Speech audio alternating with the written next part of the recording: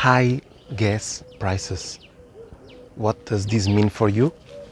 Of course, you know that this is not good, but at the same time, there's things you don't know. And the reason behind making this video as well.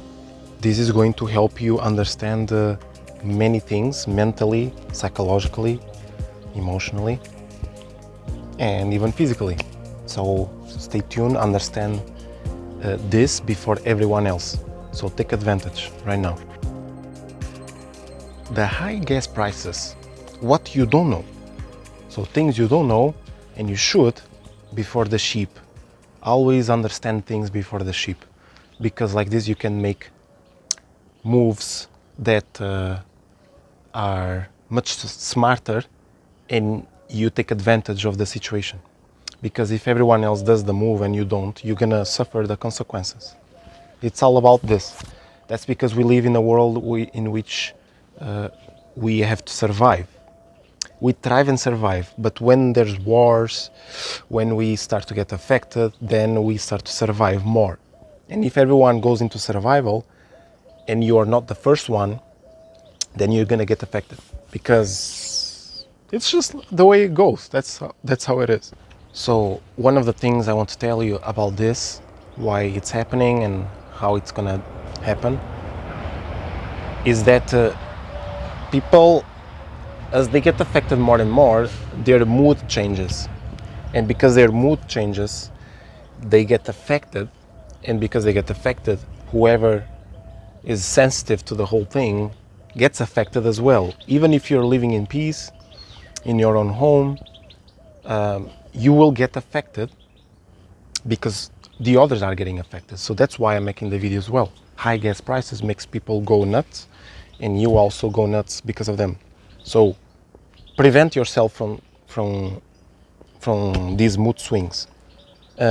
Preservation. So you need to preserve yourself before others, so that you can catch up with things. For example, pile up more wood or buy more gas, or I don't know, do something. Because usually when gas prices go up, everything goes up and you're left without being able to do anything.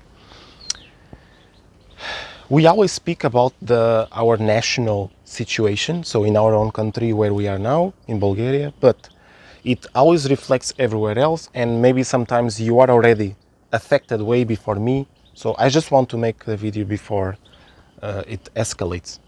Traveling. So traveling gets restricted, and because it gets expensive, and you probably wanted to enjoy the autumn and September and stuff, but it's just tough, and people just get crowded, or they stop, or it's not the same thing. Something will happen.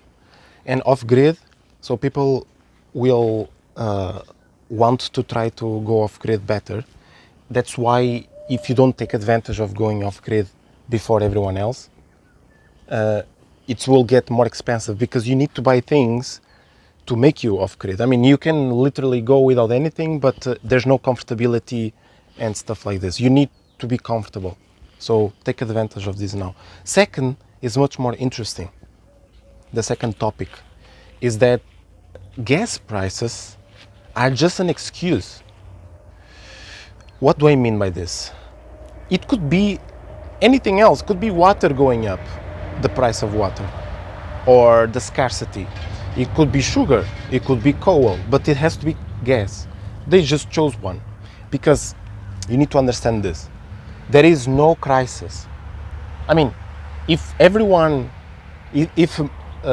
enough people speak about something that is becoming scarce, even though it doesn't, it becomes scarce. So we create our own reality. So right now it's gas prices, could be anything else. And I'm going to tell you why. Because we lived near places, for example, in Cyprus, Petya was there, and they found, when she was there, a source of gas, or petrol, whatever you want to call it, and it was extremely abundant. They said that it was even more abundant than anywhere else all over the world. And this news stayed only within the region. It didn't escalate. It stayed there, almost like a secret. So This is just a small little thing, okay? It could be in other places. Gas is renewable. It's not non-renewable. It's just a thing that not many people know. It is renewable, just like water. There is sources that are infinitely being refueled, renewed every single whatever time frame. For example, water. They say there's water crisis as well, right? Especially when there's drought, summers and stuff. And there's something called the primary cycle water, which is a type of water which has never been used by mankind. It has been tapped from time to time here and there. You make a hole in the ground, and if you reach the right resource, you are able to tap into the primary water cycle, which is much more mineralized, purified, and tastier and healthy.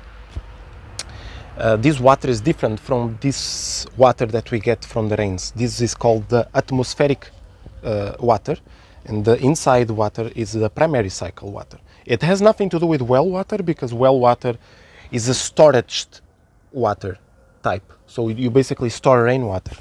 It's not primary cycle. Primary cycle almost comes from nowhere. Because we are, just like the Bible says, we are surrounded by waters below, waters above.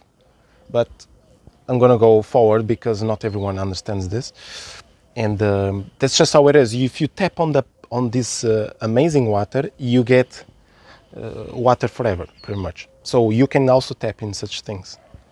Number 3, it's a little bit interesting as well, because all this that is happening is just for you to have a spending awareness, like have an awareness of how much you have to spend and what important things you need to spend on, because spending, it's a wasteful thing, but investment is a totally different thing. So start to invest more and spend less, because spend is almost like it's things that you just don't need, like new stuff, new technology and stuff. I mean, if you don't have a computer, by all means buy one, okay? But if you have a computer and you want to change, and there's almost nothing wrong with the previous one, I mean, it's just spending. It's wasteful. But investment is, if you don't have a computer, you buy one, okay? But it could be a house. If you live in a crowded family and you need a house for you, by all means go ahead and buy one if you have the resources. Now, off-grid, okay, like I said, if you have to take advantage to be off-grid before everyone else, if you really want to be off-grid. But if you have the means to, and if you have a job that pays well and you are sure that you have security, you don't need to go off-grid. Only if you really love what you're doing. Only if you don't love what you do and you want to be off-grid because you're fed up of the system. Now, things that to keep in mind, start to go a little bit more solar, use electricity from solar, or use a wood stove, because electricity from solar is not actually that amazing, because you have to buy new panels every 20 years and the batteries are very expensive, so it's not even a solution. But I'm just mentioning for people who don't know. Wood stove in Bulgaria is very common to have a wood stove. Methane, it's a type of gas that you can make at home if you know how to do. I was thinking at some point to do, but it's a little bit funny, but you know, whoever has the inspiration, go ahead and do it, because it's a very good idea if you have the means and the space. And isolation, I think it's even more important than everything else, because if you isolate your house, you almost don't need to heat it up, only in extreme conditions. So one thing that you can do is to put isolation and to have a wood stove, just to use from time to time in extreme conditions. Now, to cook your food, you can cook with,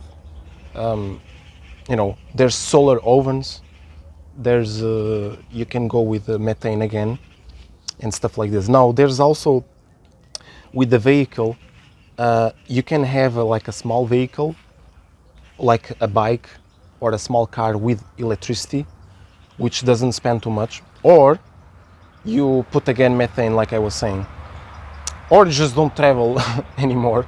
I mean, if you are a person who is very resourceful, I just told you all this because the mood of the people are going to affect you, so you have to be prepared.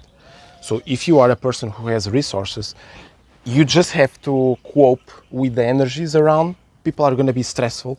So just not that you have to ignore, but become more aware of all this and prepare yourself. Now, if you're a person who has no resources or has very little resources, start thinking about independence and start to accumulate to be able to invest in things that matter. I'm pretty sure if you eliminate the wasteful energies, you are going to be able to invest in things that are better. I made this video because it's all about energies and mood and how we feel, well-being, so this affects you as well. And the conclusion to the whole point is to not to be stressed too much, because now you know the reason behind. There's no crisis. So if you imagine that there's no crisis, automatically you're going to be ahead of the herd, ahead of the sheep, because the sheep think the world is going nuts and is going to explode and there's no way we can save it and stuff. Of course you can. There's no way out. There is a way out of it. First of all, you understand the perception that there's nothing in crisis, and second, we all create our own reality. So if we are on the same group of people that everything's okay, we just have to cope, okay? Everything's okay. Everything's gonna be fine.